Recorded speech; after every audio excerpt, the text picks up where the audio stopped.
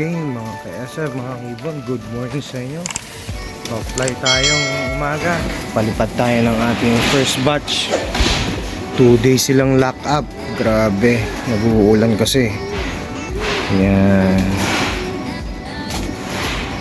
Okay, yun na mga ka-SF, mga ibon. Ito yung ating last batch, mga late breeding. Ayan, si bunso natin. Okay, so ito yung unang flyers natin. Hindi pa rin na natin. Okay, nag-aayos pa din. Baka mahirapan tayo papasukin.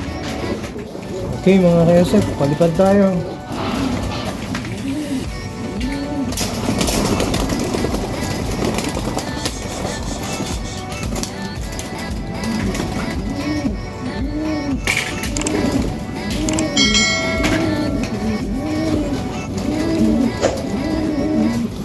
Mga ibon natin, mga ka-SF, mga ka-ibon. Kita niyo yung lipad nila after 2 days ng lock up, no? Ay nako, kanina pa ako nagbibideo, hindi ko napansin nakaharap yung camera sa akin. Nakapating pag review ko ng video natin, nakikita kong mukha, yung mukha ko.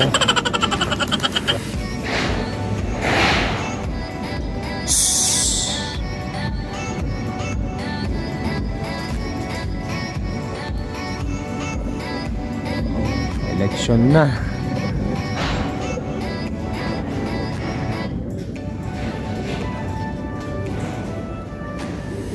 Okay, kuhaan na muna tayo mga ka-SF, mga ka-ibon. Again, good luck sa second lap sa mga may race ngayon ng North. Release na lang yan. Alright, tayo naman naghihintay para sa South. Huling lipad natin mga ka-SF, mga ka-ibon. So this time dapat kailangan natin bigyan ng pansin, no? Para hindi masayang yung Young Bird series natin. So far okay pa tayo sa PFC team natin, kompleto at wala tayong fly away. Ganun din sa NHPC banded natin, isang set lang. Panalo ko sa ano yan, panalo ko sa offset sa partihan. Ayan. Medyo ginaganahan sila mga ka-S. Kaya nga lang, no? Parang makulimlim na naman at mukhang nagbabadya ang ulan mga ka-SF. Sana bago bumuhos ang ulan, makapagpalabas tayo ng ating second batch. Okay? Yan, lumilipad na. Yung nakaraan natin na medyo ayaw lumipad ngayon. Umiikot na siya. Yun, kita niya yan, yung red bar na yan. There you go. Naka-recover lang kasi.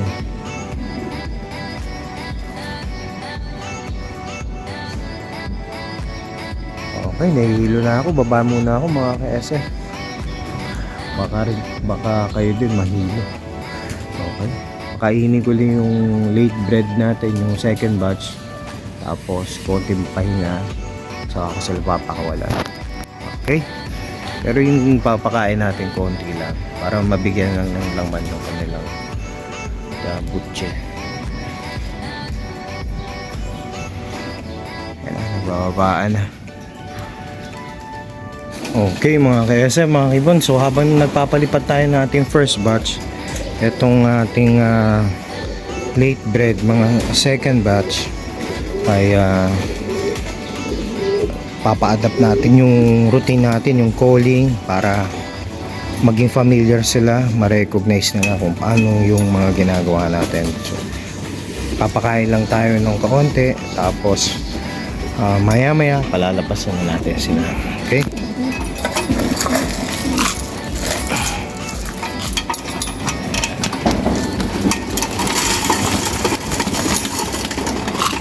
Sakto lang.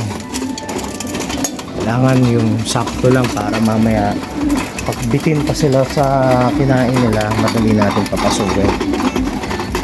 Last time kasi medyo makulit.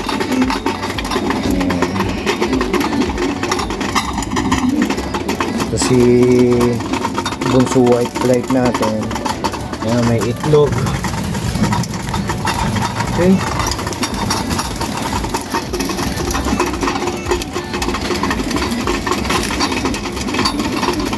Sana yung unang batch na anak ni Maya White Flight Cross K6210, mabigyan tayo ng magandang lipad. So far maganda yung ibon, hen siya. Okay, maya maya palalapasin ko na sila. So yun na nga mga kayasel, mga kaibon, nasa labas ng ating ibon. Yan, lumilipad na yung isa. Okay, there you go. Stretching na sila mga ka-SF.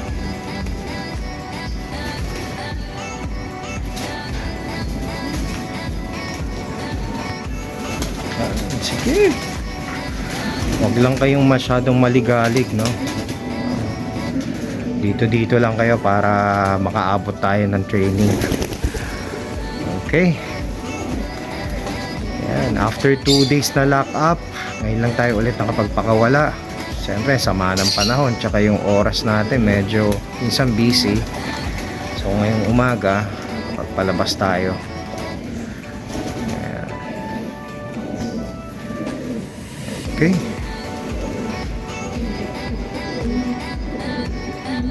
Ayan, ang ating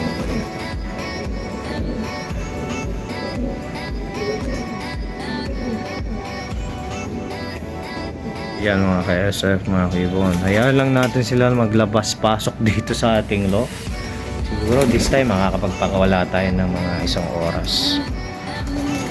Okay, mabilis na lang to. Pagpasok ng second week na to, iikot na yan sila. Yan. Ito naman ay galing kay Bro Noel Gertes. Again, bali line ng Blue Unbelievable. Bali origin sa dugo ng ibon ni Mel Galotera, tsaka direct blood ni Jaime Chua.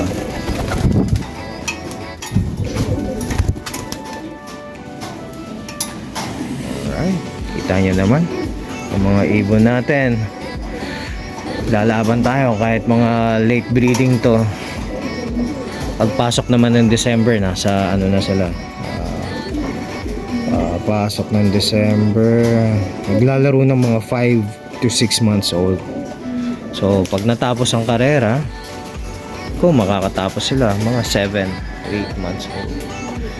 Pero yung first batch natin, yan, nasa 7 to 8 months old na sila. Okay, labas-pasok na sila. Hayaan lang natin sila mag libot-libot dito. Okay, pakain muna ako ng mga stock and stock breeders natin. Okay mga ka-SF, mga kibon, may 13 birds na tayo dito sa loob ng loft. Nagpasukan na sila. May 4 pa tayong pasaway. Kung sino yung laging nahuhuli, laging sila ulit ang huling pumapasok dito sa loft natin. Madalas bali 3 hen, 1 cock. Okay, 2 set ng Magnus meat. Makukulit kayo. Okay, tayo natin pumasok bago tayo magpakain. Less than 1 hour lang sila sa labas mga ka-SF. Okay, so this time maganda-ganda yung nabili natin patuka. Madaming mais, madami rin peas, no? Ayan.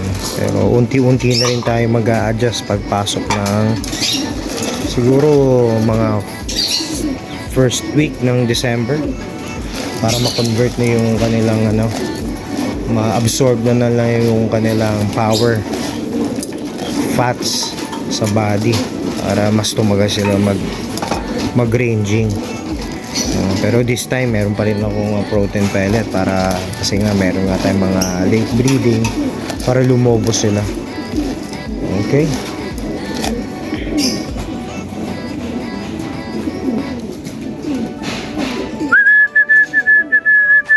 Tagal ng apat natin. Maya ulit mga ka-SF, magre-refill lang ako ng tubig sa baba.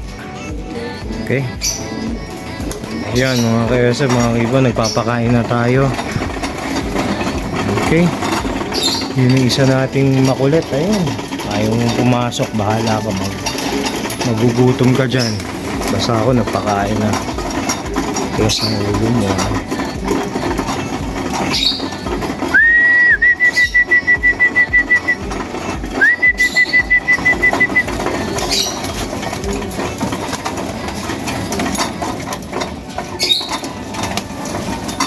Okay mga ka-SF, pumasok na siya, nakaramdam din ng gutom. Ayan, so halos 1 hour din silang nasa labas. Refill lang ako ng tubig mga ka-SF. Okay mga ka-SF, nagdaglag lang tayo ng kalahating takal, no? Mukhang nakukulangan ako sa binigay ko this time. Although Sunday naman yung cheat day nila. So, ayan, mas maganda yung lumubo yung mga ibon natin. Ayan. So, yung mga first batch natin, halos days na rin mga ka-SF. Ayan, first batch natin. First batch. Ito si 6210 mga ka-SF. Lilipad ulit siya ng south. Ayan, first batch din natin itong card check na. Yung mga late breeding, kalahati ng team natin late breeding, kalahati ng team natin, so halos lahat namamares na. Mga 7 to 8 months na sila itong October. Okay, pahinga lang tayo tapos tubig na lang. Okay sir, tapos na sila kumain. So after 5 minutes bigay na tayo ng tubig. May vitamin pro to, kaya medyo pinkish. In-adjust ko lang yung kulay para hindi sila ganong mailang.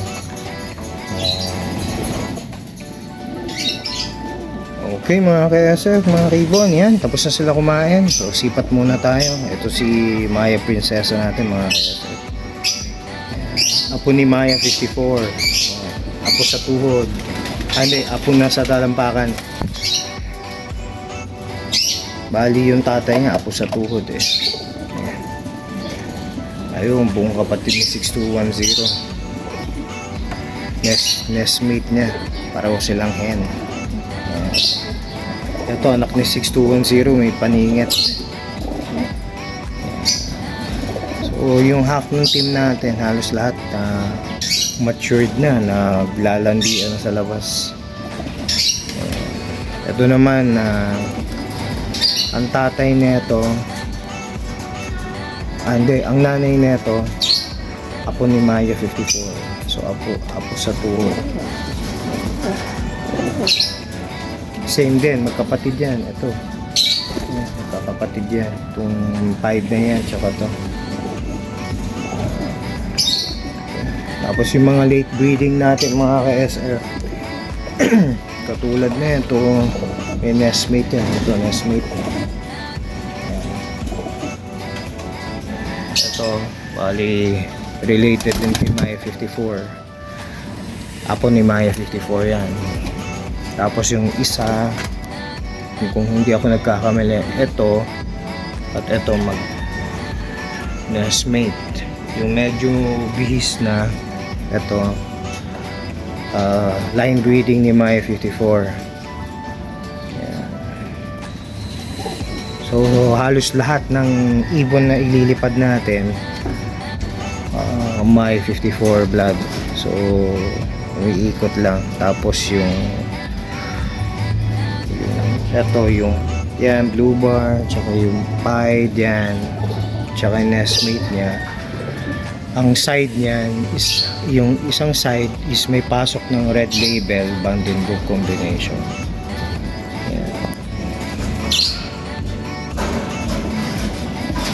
Okay.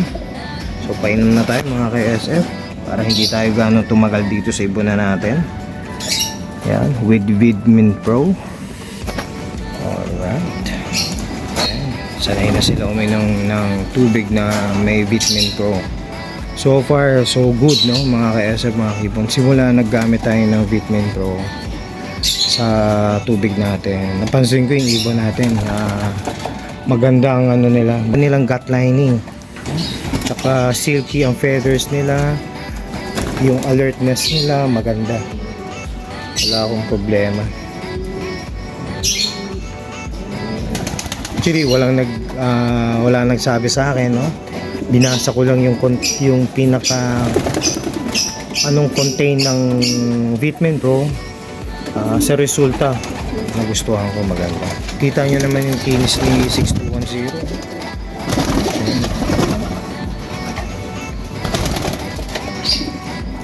Okay. So paano mga ka-SF, mga kibon, sa uulitin, and thank you ulit sa pagsubaybay. Update na lang ako sa ating magiging susunod na vlog at wala na akong masabi. Okay, paano mga ka-SF, mga kibon, thank you ulit, bye.